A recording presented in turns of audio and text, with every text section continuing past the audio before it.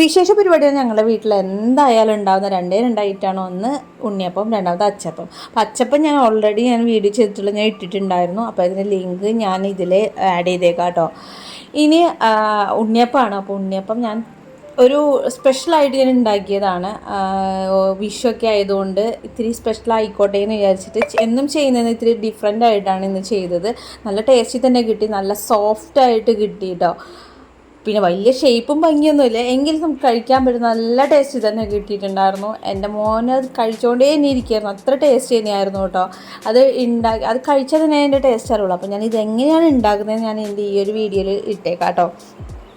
അപ്പോൾ എല്ലാവരും വിഷുവൊക്കെ നന്നായി ആഘോഷിച്ചെന്ന് വിചാരിക്കുന്നു. വിഷു ആയിരുന്നു ഇന്നലെ, ഞാനിപ്പോൾ ഇന്നാണ് ഇത് പോസ്റ്റ് ചെയ്യണേ കേട്ടോ. അപ്പോൾ ഞാൻ ഇത് ചെയ്തേക്കുന്നത് പച്ചരിയിലാണ് കേട്ടോ. പല ആൾക്കാരും പല ഇതിലാണ് റവ വെച്ചിട്ട് ചെയ്യാറൊക്കെ ഉണ്ട്. ഞാനിത് പച്ചരിയിലാണ് ചെയ്തേക്കുന്നത് കേട്ടോ.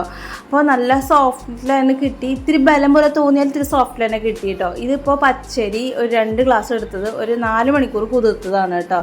ഇനി ഇതൊന്ന് വെള്ളം മാറ്റാൻ വേണ്ടി വെക്കണം. അപ്പോൾ ഞാൻ അരിപ്പ പോലത്തെ ഒരു പാത്രത്തിലേക്ക് വെള്ളം മാറ്റാൻ വേണ്ടിയിട്ട് വെക്കുകയാണ് കേട്ടോ. അപ്പോൾ ഇത് വെള്ളം മാറ്റാൻ വെച്ച സമയത്ത് നമുക്ക് കുറച്ച് കാര്യങ്ങൾ ഈ ഉണ്ണിയപ്പത്തിലേക്ക് വേണ്ടിയിട്ടുള്ളത് വേണം. അപ്പോൾ അതിലേക്ക് ഞാൻ ഉള്ള ഇതൊക്കെ എടുത്ത് വയ്ക്കുകയാണ്. അപ്പോൾ ആദ്യം നമ്മൾ എടുത്തേക്കുന്നത് പാളയംകുടം പഴമാണ് കേട്ടോ. ഇത് മുഴുവനൊന്നും വേണ്ട, അപ്പോൾ ഇത് എടുത്തിട്ടുണ്ട്. ഇനി ശർക്കരയാണ്. ഓരോരുത്തരെയും ശർക്കര എടുക്കുന്നതിൻ്റെ ലെവൽ വ്യത്യാസമായിരിക്കും. കാരണം ചില കട്ട ശർക്കരയാണ്, ചിലപ്പോൾ ഇതേപോലത്തെ ആയിരിക്കും, ചില പൊടി ശർക്കര ആയിരിക്കും. അപ്പോൾ എത്രയാണോ നമ്മൾ എടുക്കുന്നതനുസരിച്ച് മധുരത്തിനനുസരിച്ച് വെള്ളം ഒഴിച്ചിട്ട് നമ്മൾ പാനി ഉണ്ടാക്കി വയ്ക്കുക കേട്ടോ. ഇനി നല്ല പോലെ കുതിർത്ത് ആ ഒരു പച്ചരി ഉണ്ടല്ലോ, വെള്ളമൊക്കെ വന്നിട്ടുണ്ട്. ഇനി കുറച്ച് എടുത്തിട്ട് ജാറിലിട്ട് അടിക്കണം നമുക്ക്. അപ്പോൾ അതിന് ജാറിലേക്ക് ഞാൻ പതുക്കെ ഒരു കയ്യിൽ കൊണ്ട് ഞാൻ പകർത്തി വയ്ക്കുകയാണ് കേട്ടോ. അപ്പോൾ കുറച്ച് ചെയ്യാൻ പറ്റുള്ളൂ.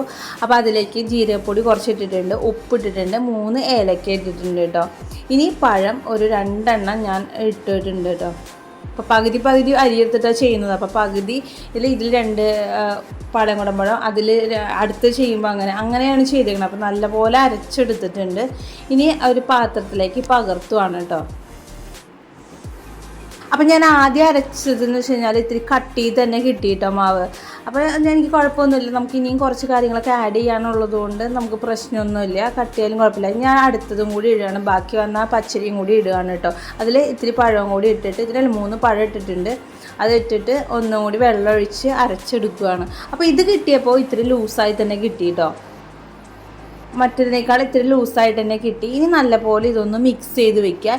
ഇനി ഇതിലേക്ക് നമുക്ക് കുറച്ച് മൈദ ആഡ് ചെയ്യണം, ഇത്തിരി സോഫ്റ്റ്നെസ് കിട്ടാൻ വേണ്ടിയിട്ടാണ്. അപ്പോൾ ഞാൻ ചെറിയൊരു ബൗളിലാണ് മൈദ. അപ്പോൾ നമ്മളിങ്ങനെ കുറേശ്ശെ ഒരു കൈ കൊണ്ട് ഇങ്ങനെ മിക്സ് ചെയ്ത് ഒരു കൈ കൊണ്ട് ഇങ്ങനെ കുറേശ്ശെ ഇട്ട് വേണം ചെയ്യാനായിട്ട്. ഇനി നമ്മൾ നേരത്തെ ഉരുക്കാൻ വെച്ച ശർക്കരയുണ്ട്, അത് ആ തിളച്ചതോടുകൂടി കുറേശ്ശെ ഇട്ടിട്ട് ഇളക്കി എടുക്കുകയാണ് വേണ്ടത് കേട്ടോ. അപ്പോൾ കുറേശ്ശെ ഇട്ട് നമ്മൾ നല്ലപോലെ ഇളക്കി തന്നെ എടുക്കുകയാണേ. നല്ല ചൂടായാൽ തന്നെ നമുക്ക് ആ ശർക്കരപ്പാനി ഒഴിക്കണം കേട്ടോ ഇതിൽ. അപ്പോൾ അരിച്ച് തന്നെ എടുക്കണം. ഇതിലൊരുപാട് കരടുകളൊക്കെ ഉണ്ടാവും, അപ്പോൾ അത് പാടില്ല. ഇനി കുറച്ച് ബേക്കിംഗ് സോഡ ഇടേണ്ടത് കേട്ടോ. അപ്പോൾ അതും കൂടി ഇട്ട് ഒന്നും കൂടി നല്ല പോലെ ഇളക്കി മിക്സ് ചെയ്ത് വെക്കുക. ഇനി കുറച്ച് നേരം മൂടി വയ്ക്കുക. ഞാൻ ഏകദേശം ഒരു 6 മണിക്കൂറോളം വെച്ചിട്ടുണ്ടായിരുന്നു കേട്ടോ. ഇനി അതിന് ശേഷം ഞാൻ ഒരു ബൗള് തേങ്ങ എടുത്ത് അതിൽ കുറച്ച് എള്ളിട്ടിട്ടുണ്ട്. ഇനി ഇത് നമുക്ക് നല്ലപോലെ വറുത്തെടുക്കണം. അപ്പോൾ ഞാൻ നെയ്യിലാണ് വറുത്തെടുക്കുന്നത്. അപ്പോൾ നല്ലപോലെ ഇതെടുക്കണം. കൊത്ത് താല്പര്യമില്ല വീട്ടിൽ, അതുകൊണ്ടാണ് ഞങ്ങൾ തേങ്ങ ചരുകിടുന്നത്. കൊത്ത് ചെയ്യണവരുണ്ട് കേട്ടോ. ഇത്തിരി വെറൈറ്റി ആയിക്കോട്ടെ എന്നത് കടിക്കാനൊക്കെ എളുപ്പത്തിന് വേണ്ടിയിട്ടാണ് കൊത്ത് മാറ്റി ഞാനിത് ചരുകി തന്നെ എടുത്തത് കേട്ടോ. അപ്പോൾ ഈ ഒരു കളറിൽ വേണം നമുക്കിത് വറുത്തെടുക്കാനായിട്ട്. അപ്പോൾ ഇത്തിരി ടൈമുണ്ട്. അപ്പോൾ ലോ ഫ്ലെയിമിൽ ഇട്ടിട്ട് വേണം വറുത്തെടുക്കാൻ, അല്ലെങ്കിൽ വല്ലാതെ കരിഞ്ഞു പോവും. ഇനി നമ്മൾ നേരത്തെ അടച്ചു വെച്ചിരുന്ന മാവിലേക്കാണ് ഇത്. അപ്പോൾ അത് മാവൊന്ന് ഓപ്പൺ ചെയ്തിട്ട് നല്ലപോലെ ഒന്ന് മിക്സ് ചെയ്ത് വെക്കണം കേട്ടോ.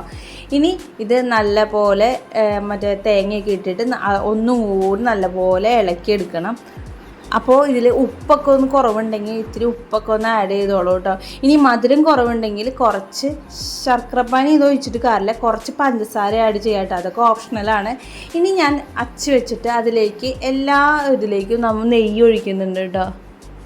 അത് ഇത്തിരി സോഫ്റ്റ്നെസ് കിട്ടാൻ വേണ്ടിയാണ്. മൈദ മാത്രം ഇട്ടിട്ട് കാര്യമില്ല, അപ്പോൾ ഇത്തിരി സോഫ്റ്റ്നെസ് കിട്ടാൻ. പിന്നെ അതേപോലെ തന്നെ ഈ ഉണ്ണിയപ്പത്തിൽ ഞാൻ കേട്ടിട്ടുണ്ട് ഓയിൽ പിടിക്കാതിരിക്കാനായിട്ട് ഇത് ചെയ്യുന്നത് നല്ലതാണെന്ന് കേട്ടിട്ടുണ്ട്. അതുകൊണ്ട് ഞാനൊരു പരീക്ഷണാടിസ്ഥാനത്തിൽ ചെയ്തതാണ് കേട്ടോ. ഞാൻ എല്ലാത്തിലെയും കോരി നിറയ്ക്കുകയാണ്. ഇനി ഓരോന്നായിട്ട് നമുക്ക് ഉണ്ടാക്കിയെടുക്കണം. അപ്പോൾ ഇത്തിരി ടൈം എടുത്തിട്ട് തന്നെയാണ് ഞാൻ ഇതൊക്കെ ചെയ്തേക്കുന്നത് കേട്ടോ. നല്ല ടേസ്റ്റിൽ തന്നെ കിട്ടണമല്ലോ. അതും മാത്രമല്ല ഇത്തിരി സംതിങ് സ്പെഷ്യലായിട്ട് തന്നെയാണ് ഞാനിത് ചെയ്തേക്കുന്നത്. അതുകൊണ്ട് ഇത്തിരി ടൈം എടുത്ത് തന്നെയാണ് ഈ ഒരു ഉണ്ണിയപ്പം ഞാൻ ഉണ്ടാക്കിയേക്കുന്നത്. അതുപോലെ തന്നെ നല്ല ടേസ്റ്റിൽ തന്നെ എനിക്കിത് കിട്ടുകയും ചെയ്തിട്ടുണ്ടായിരുന്നു. അപ്പം ഞാൻ എള്ള് വറുത്തിട്ടിട്ടുണ്ട്. പക്ഷേ എള്ള് വറുത്തിടണമെന്ന് ഒരു നിർബന്ധമില്ല കേട്ടോ. നമ്മൾ വറക്കാണ്ടിട്ടാലും വെറുതെ ഇട്ടാലും ടേസ്റ്റൊക്കെ സെയിം തന്നെയാണ്, ഒരു വ്യത്യാസവും ഇല്ല. ഞാനൊരു വീഡിയോയിൽ കണ്ടിട്ടുണ്ടായിരുന്നു എള്ള് വറുത്തിടുന്നത്. അപ്പോൾ അതൊന്ന് ഞാൻ ട്രൈ ചെയ്ത് നോക്കിയതാണ്. എനിക്ക് നല്ല ടേസ്റ്റിൽ തന്നെയായിട്ട് തോന്നിയത്. വറക്കുന്നത് ഇത്തിരി കൂടി ടേസ്റ്റായിട്ട് എനിക്ക് തോന്നിയിട്ടുണ്ടായിരുന്നു. അപ്പോൾ എൻ്റെ ഉണ്ണിയപ്പം ഉണ്ടാക്കി കഴിഞ്ഞു. നല്ല സോഫ്റ്റായിട്ട് എനിക്ക് കിട്ടിയിട്ടുണ്ട് കേട്ടോ. റവയിലുണ്ടാക്കുന്ന ഉണ്ണിയപ്പത്തിനേക്കാളും ഒരു 10 മടങ്ങ് ടേസ്റ്റായിട്ട് എനിക്ക് തോന്നുന്നത് പച്ചരിയിൽ ഉണ്ടാക്കിയ ഈ ഒരു ഉണ്ണിയപ്പം കേട്ടോ. അത് നിങ്ങൾക്ക് ഉണ്ടാക്കി തന്നെ മനസ്സിലാവുള്ളൂ. അപ്പോൾ ഇതെല്ലാവരും ട്രൈ ചെയ്ത അഭിപ്രായങ്ങളൊക്കെ എൻ്റെ കമൻറ്റ് ബോക്സിൽ അറിയിക്കാൻ മറക്കരുതേ.